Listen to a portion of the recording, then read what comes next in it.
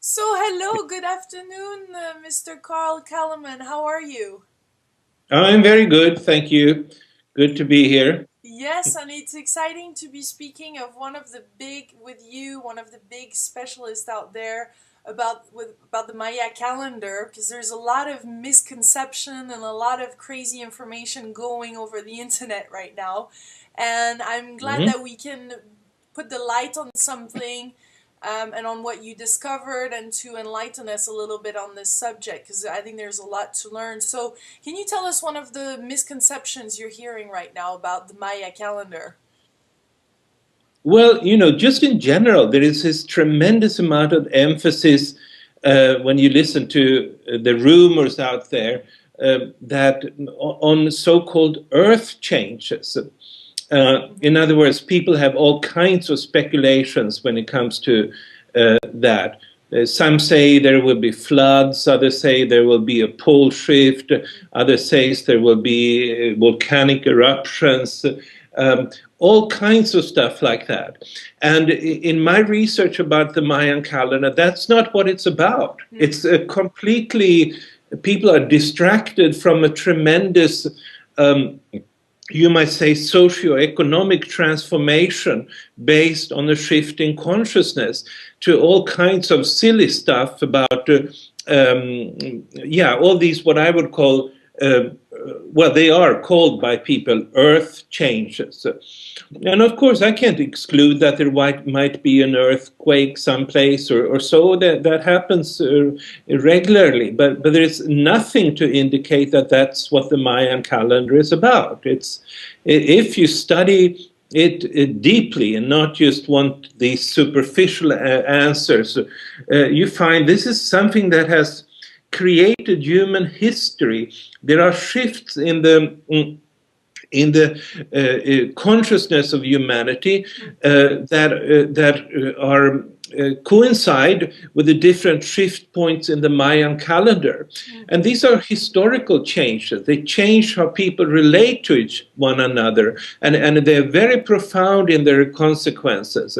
But it's not about earth changes. Hmm. So there is cycles though, and you're able to tell, and you have been able to predict at certain moments some changes, like when Obama came and the economy right now and the problem and the ups and the downs. Can you tell us about this nine? There's nine cycles, or can you explain to us how this works? Because it's a bit confusing. Well, the the best metaphor for the Mayan calendar, the large scale Mayan calendar, is the pyramids that they would build. And typically, if you go to the Mayan temple sites down in Guatemala or Mexico, they had in a central location in these sites a pyramid that was built in 9 stories, 9 terraces, Mm-hmm. 9 levels. And this is a metaphor for these 9 wave movements of evolution that the Mayan calendar actually describes. And if there is so many rumors out there, and in a sense, these are filling up for a lack of information. Mm-hmm. But because there is actually just one single ancient Mayan inscription that talks about what will happen when their calendar comes to an end. And what that inscription says, it's the Tortuguero monument outside of Palenque in southern Mexico. And it says that at that point in time, 9 gods will descend. Now, when you hear the word God and you have some European background, Mm-hmm. you're likely to misinterpret this because, if you think about the ancient Greek or Roman gods or goddesses, you will look at sort of gods as persons with intrigues and myths and stories like Mm-hmm. this. But this is not what the Mayan word God means. It really means more like cosmic force, energy, as you might say. Okay. And so, really, what's happening is that 9 cosmic forces are about to manifest fully. This is why they built their pyramids And this is what we really need to understand if we want to know what the calendar is about. Mm-hmm. And as it turned out, these forces, they are more like cosmic wave movements that are influencing our consciousness. And in so doing, it creates different worlds for ourselves. The Maya would talk about different worlds. This is the first world, the second world, and third world, and so forth, because they were so different from one another, because the underlying cosmic energies that they determined them were different. So to understand the Mayan calendar, it's all what's required is you understand what are these 9 wave movements. How have the mentality of human beings been shifting as a result of that, and so forth. Can you share those 9 words? Well, it's 9. The bottom level is the one that starts with the so-called Big Bang, in other words, the birth of the universe. So that goes back about 15 or 16 billion years. And this is a wave movement that ultimately results in the creation of cells. And then the next level takes these cells and develop them into animals, and ultimately into mammalian animals. The next level, these mammals start to use tools, and they become erect beings, and so that's the one that develop monkeys, basically, or primates.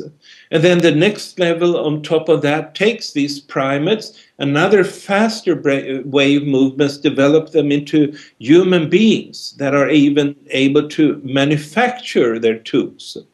And then on top of that comes, there is the 5th level that introduces, you might say, the whole spirit of human beings. It introduces the culture of human beings, and that's basically the Ice Age people, the cave art people, until they eventually get settled with an agriculture and so forth.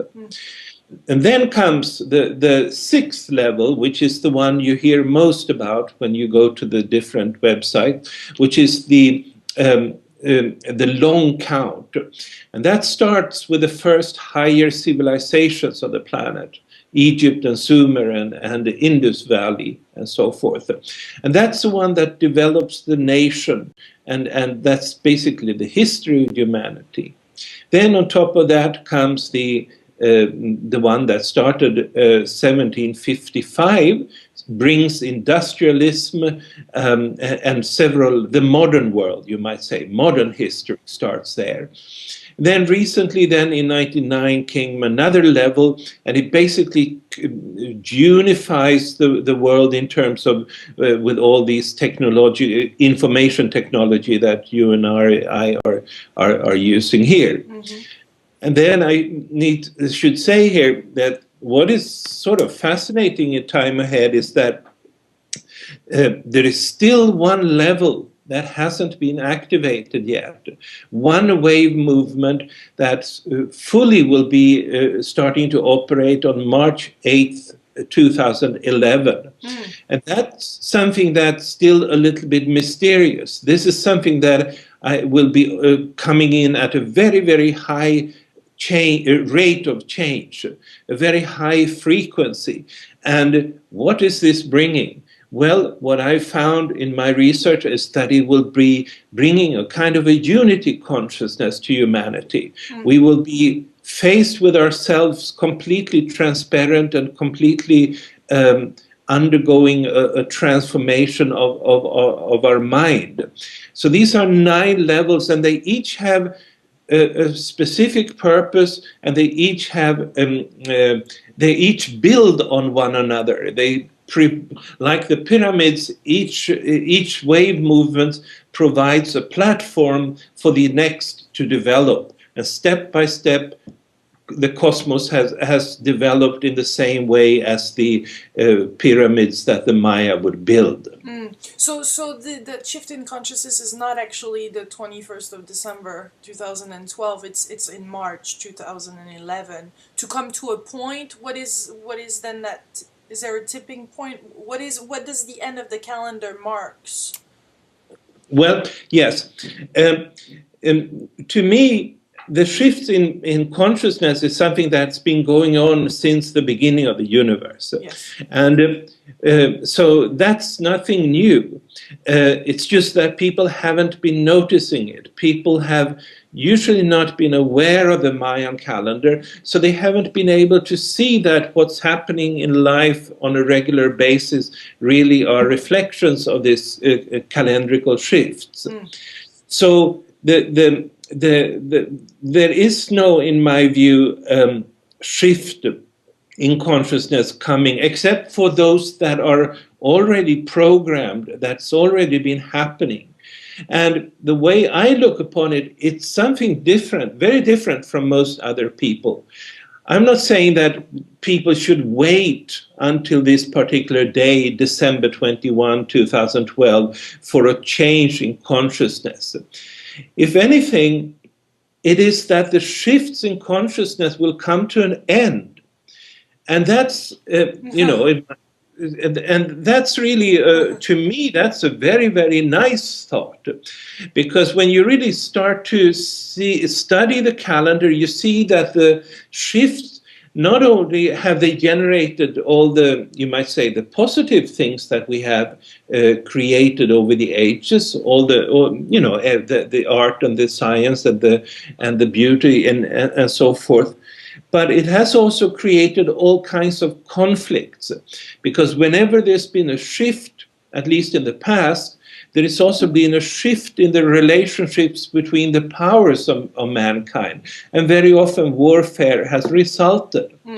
So the way I'm looking at it is that there is a series of steps that the universe is working up until we come to the top of the pyramid, where a stable condition starts to rule in the cosmos.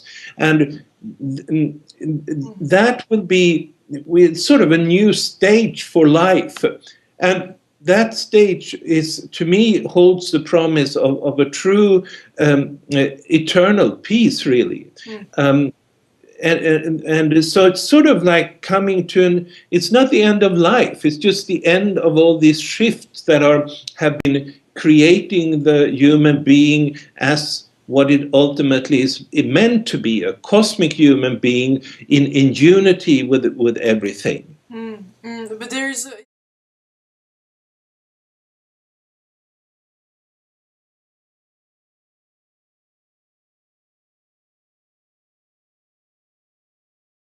So, hello, good afternoon, Mr. Carl Calleman. How are you?